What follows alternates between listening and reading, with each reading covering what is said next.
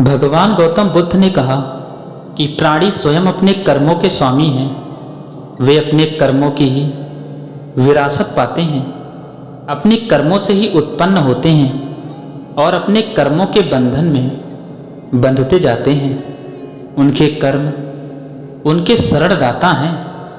कर्म जैसे शुभ अशुभ होंगे, परिणाम भी वैसे ही शुभ अशुभ होंगे और उनके अनुसार ही भोग भोगेंगे। जो कुछ हमें भोगना पड़ता है वह हमारे ही किए का फल होता है।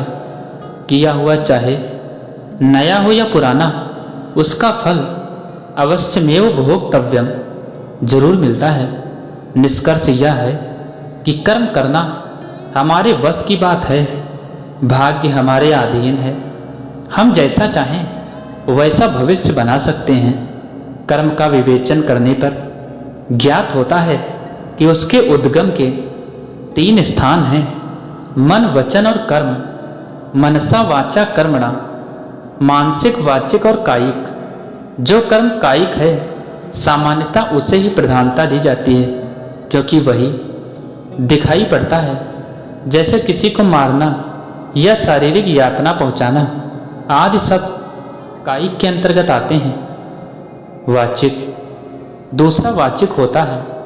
किसी को गाली देना, अपशब्द कहना या बुराई करना आदि, इसे भी थोड़ी गंभीरता से लिया जाता है। ये सब कुछ वाचिक के अंतर्गत आता है। और तीसरा होता है मानसिक। किसी के प्रति मन में बुरी भावना लाना, इसे सामान्यतः बहुत ही मामूली बात समझा जाता है, परंतु वास्तव में यह मूल्यांकन गलत है। वस्तुतः क्रम इसके विपरीत है। मानसिक कर्म सबसे महत्वपूर्ण है, क्योंकि शेष दोनों प्रकार के कर्म, वाचिक और कायिक, का मूल उद्भव तो मन से ही होता है। जो कुछ भी बोला या किया जाता है उसका विचार पहले मन में ही उठता है। इसलिए किसी भी कर्म का मूल्यांकन करने से पहले उस समय मन की भावना को देखना होता है। एक डॉक्टर या वैद्य और एक हत्यारे का उदाहरण ले। दोनों ही शस्त्र का प्रयोग करते हैं। दोनों के शारीरिक कर्मों से एक निर्दोष व्यक्ति को पीड़ा होती है, उसकी मृत्यु भी हो सकती है, परंतु डॉक्टर को कोई दोष नहीं देता, हत्यारे को दंड मिलता है। आखिर क्यों? छुरी का प्रयोग करते समय डॉक्टर और हत्यारे की मनोभावना में अंतर था। एक की इच्छा उपकार करने की थी और दूसरे की अपकार। इसी प्रकार वचन की भी बात है। एक व्यक्ति दूसरे को मूर्ख या बेवकूफ़ कह देता है तो झगड़ा हो जाता है, परंतु एक पिता अपने पुत्र को मूर्ख या बेवकूफ़ कहता है तो कुछ नहीं होता, कोई बुरा नहीं मानता। इसीलिए कहा गया है कि मन ही प्रधान है। यदि तुम बुरे मन से बोलते हो या कुछ करते हो तो दुख वैसे ही पीछे चलता है जैसे बैल के पीछे गाड़ी का चक्का चलता है। और यदि निर्मल मन से बोलते हो या उसको करते हो तो शांति वैसे ही पीछे चलेगी जैसे व्यक्ति के पीछे छाया। कर्म राग और द्वेष के जनक होते हैं। हमारे मन की अनचाही होती है तो द्वेष उत्पन्न होता है, और मनचाही होती है तो राग उत्पन्न होता है। इस राग द्वेष का प्रभाव हमारे ऊपर पड़ता है, चाहे क्षणिक हो अथवा दीर्घकालिक, पर पड़ता अवश्य है। बार बार होने पर इनका प्रभाव संचयी हो जाता है। इस प्रकार उनके प्रति तृष्णा पैदा होने लगती है और यह तृष्णा संस्कार डालती है।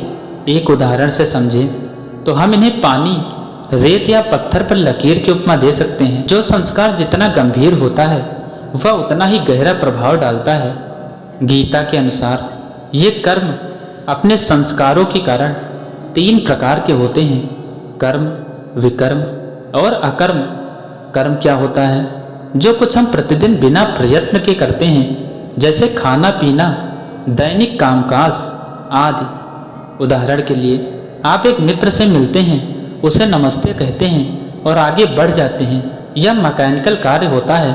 और दूसरा विकर्म। विकर्म ये होता है कि उसी व्यक्ति को नमस्ते कहते समय आपके मन में उसके प्रति मंगल भावना, श्रद्धा और प्रेम भी है, तो यह कर्म अब विकर्म हो गया। कर्म केवल दिखावा मात्र था और यहाँ विकर्म के साथ मन भी जुड़ा है। एक अन्य उदाहरण ले। एक डॉक्टर, वैद्य या नर्स का यदि वे रोगी को साधारण रूप से देखकर मात्र दवाएं दें और मूल्य लें और रोगी स्वस्थ भी हो जाए तो यह एक कर्तव्य कर्म है। परंतु यदि रोगी को निदान, दवा आदि देते हुए उसके प्रति मन में आत्मीयता का भाव, सेवा की वृत्ति, दया और प्रेम के भाव हों तो यह विकर्म हो जाता है और इससे रोगी और वैद्य दोनों पर कुछ विलक्षण प्रभाव पड़ता है। तो दोस्तों, आशा करता हूँ कि आपको ये आज की वीडियो ज़रूर पसंद आई होगी। अगर वीडियो पसंद आई हो तो वीडियो को ज़्यादा से ज़्यादा लाइक और शेयर अवश्य करना और ऐसी ही मोटिवेशनल कहानियाँ रोज़ाना सुनने के लिए आप मेरे चैनल को ज़रूर सब्सक्राइब करना, क्योंकि यहाँ पर आपको ऐसी ही कहानियाँ रोज़ाना सुनने को मिलेंगी। तो देर किस बात की, जिन भाई बहनों ने मेरे चैनल को सब्सक्राइब नहीं किया वो मेरे चैनल को ज़रूर सब्सक्राइब करें और वीडियो लास्ट तक देखने के लिए आप सबका बहुत बहुत धन्यवाद।